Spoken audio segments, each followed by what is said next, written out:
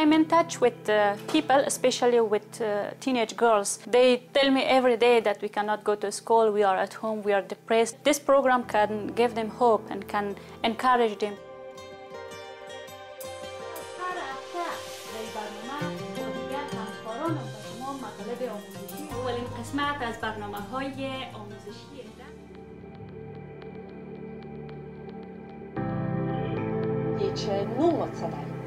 All of us are journalists who have come from Afghanistan. In August 2021, we were evacuated from Afghanistan to here, UK. All of us have the same background. We have been in Afghanistan, we have studied there, and we can feel the pain of those girls who are left from school.